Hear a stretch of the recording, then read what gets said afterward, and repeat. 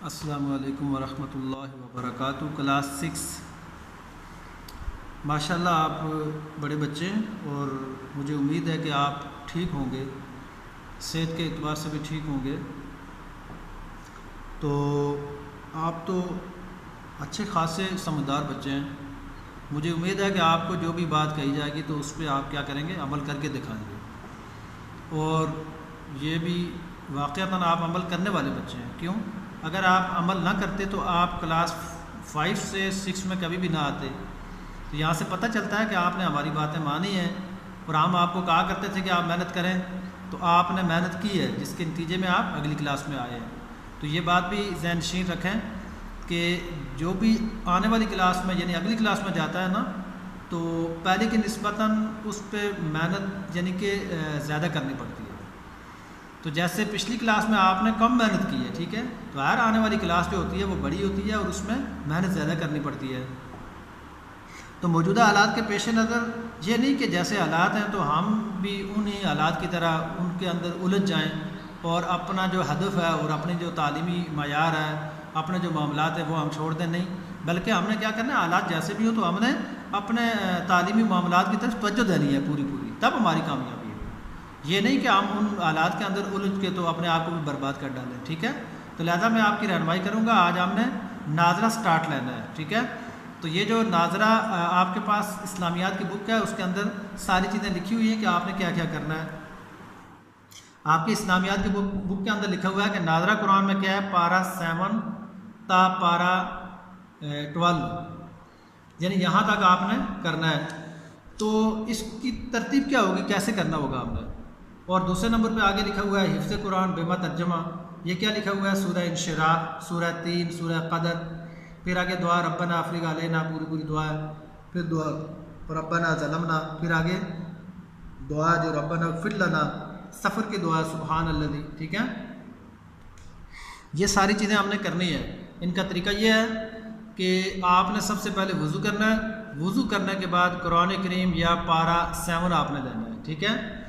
اور وضو اس لیے کیا جاتا ہے کہ قرآن کریم کو نہیں چھوا جا سکتا جب تک کہ وضو نہ کرے بندہ، اور پھر پاک جگہ پہ بیٹھنا ہے، قبلہ کی طرف منہ کرنا ہے، اور اگر آپ کے پاس پارہ ہے تو وہ پارہ 7 لینا ہے، اگر پارہ نہیں ہے تو قرآن کریم میں سے 7 پارہ نکال لیں، ٹھیک ہے۔ جیسے کہ یہ میرے پاس قرآن پاک ہے، اس میں 7 پارہ ہے۔ اب اس کے اندر دیکھیں اس کو پڑھنے کا طریقہ، سب سے پہلے ہم نے وضو کیا،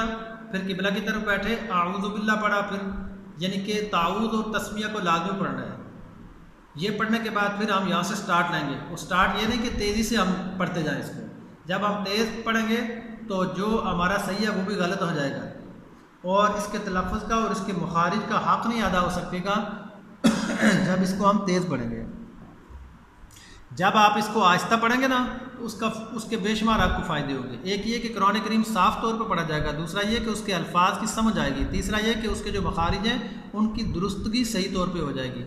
چوتھا یہ کہ جو آپ لفظ پڑھیں گے وہ آپ کے دل و دماغ کے اندر رچتا بستا چلا جائے گا، اور آپ کے لیے آنے والے جو اسباق ہیں وہ آسان ہوتے چلے جائیں گے، ٹھیک ہے۔ اس لیے آپ نے اس کو آہستہ پڑھنا ہے۔ کیسے؟ ایسے پڑھنا ہے۔ آپ نے اگر آپ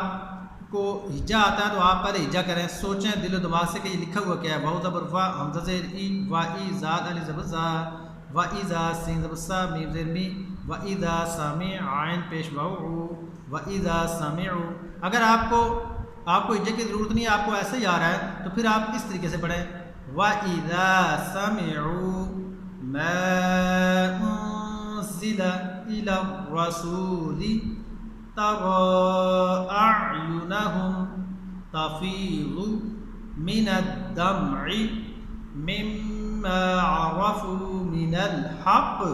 جہاں بھی جیم آ جائے گا نا تو وہاں ہم وقف کر لیں گے، جیسے مِنَ الْحَقِّ، يَقُولُونَ رَبَّنَا آمَنَّا فَاكْتُبْنَا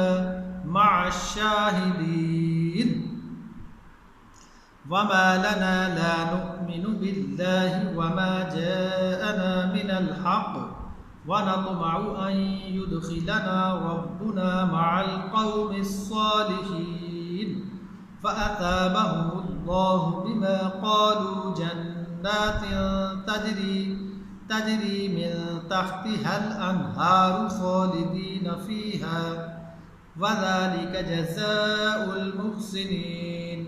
وَالَّذِينَ كَفَرُوا وَكَذَّبُوا بِآيَاتِنَا أُولَئِكَ أَصْحَابُ الْجَحِيمِ۔ پہلے دن آپ نے یہاں تک پڑھنا ہے، ٹھیک ہے، یہ میں نے نشان لگا دیا، یعنی کہ پہلا رکوع آپ نے پورا کرنا ہے، وَإِذَا سَمِعُوا سے سٹارٹ لے کے یہاں تک آپ نے پڑھنا ہے، اور پڑھنے کا انداز میں نے بتا دیا کہ ایک ایک لفظ کر کے ادا کرنا ہے تاکہ سمجھ آئے۔ آگے جی حفظ قرآن میں کیا ہے جی، بما ترجمہ، اس کے اندر سورہ انشراح ہے، ٹھیک ہے، ابھی میں آپ کے سامنے رکھتا ہوں سورہ انشراح، یہ بھی قرآن کریم کے اندر موجود ہے، کوئی چیز ایسی نہیں ہے کہ جو آپ کو نہ ملے، یہ ساری چیزیں یہاں پہ موجود ہیں۔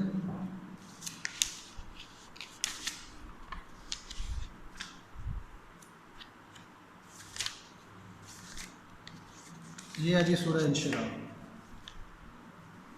یہ آپ کو نظر آ جائے گی، یہ جی یہ لکھا ہوا ہے سورۃ الم نشرح، یہ آپ نے یعنی کہ حفظ یاد کرنی ہے زبانی، کسی جگہ پہ لکھا ہوتا ہے نا سورہ انشراح، اس کے دو نام ہیں، تو ایک نام اس کا الم نشرح بھی ہے، ٹھیک ہے، دونوں نام آپ یاد رکھیں تو آپ کے لیے آسانی ہو جائے گی۔ تو سب سے پہلے سورت کا نام لیا، پھر بسم اللہ پڑھی، ٹھیک ہے، بسم اللہ الرحمن الرحیم، ٹھہر ٹھہر کے اچھی آواز کے ساتھ، تاکہ سننے والے کے دل کے اندر سکون محسوس ہو، پتہ چلے کہ کوئی بچہ قرآن کریم پڑھ رہا ہے۔ پھر آگے ہم نے پڑھنا ہے جی الم نشرح لک صدرک ووضعنا عنک وزرک الذی انقض ظہرک ورفعنا لک ذکرک، یہاں تک آپ نے اس کو یاد کرنا ہے۔ کیسے اس کو ادا کرنا ہے جی، الم نشرح لک صدرک ووضعنا عنک وزرک الذی انقض ظہرک ورفعنا لک ذکرک۔ اچھا، اس کو یہ نہیں کہ آپ 2-3 مرتبہ پڑھیں گے تو یاد ہو جائے گی، بلکہ نہیں، آپ نے کوشش کریں کہ کچھ بچے ہوتے ہیں نا وہ 30 مرتبہ پڑھیں گے، اپنے اپنے ذہن تک بات ہے، وہ 30 مرتبہ پڑھیں گے یاد ہو جائے گی، کچھ بچے ہیں جو 40 مرتبہ پڑھیں گے تو یاد ہو جائے گا، کچھ بچے ہیں 50 مرتبہ، کچھ 60 70 80 90 100، ٹھیک ہے، اگر نہیں یاد ہوتا تو آپ 10 مرتبہ اور بڑھاتے جائیں آگے، تو جب آپ دیکھیں کہ آپ کو یاد ہو گیا نا، آپ اپنے گھر میں کسی بڑے کو سنائیں گے تو وہ کہیں گے ٹھیک ہے جی آپ کا یاد ہے، تو آپ کو یاد ہو جائے گا۔ اس طریقے سے آپ نے یاد کرنا ہے، ٹھیک ہے، اس کو کم سے کم 50 مرتبہ 60 مرتبہ 100 مرتبہ آپ نے اس کو پڑھنا ہے، تو پھر انشاءاللہ العزیز یہ یاد ہو جائے گا، ٹھیک ہے، اس لیے کہ قرآن کریم بہت آسان ہے یاد کرنا، صرف اس کی طرف تھوڑی سی توجہ کی ضرورت ہوتی ہے نا، اللہ کہتے ہیں کہ بندے آپ میرے قرآن کی طرف آئیں، اس کو یاد کرنے والے بنیں، تو میں نے آپ کے لیے یہ آسان کر کے رکھ دیا ہے، تو لہٰذا آپ اس کو پڑھیں گے تو یہ آسان ہو جائے گا، ٹھیک ہے، آئندہ انشاءاللہ العزیز اس سے آگے چلیں گے، اگر آپ نے ہمارا مکمل ساتھ دیا تو آپ کو انشاءاللہ فائدہ ہوتا رہے گا۔ السلام علیکم ورحمۃ اللہ۔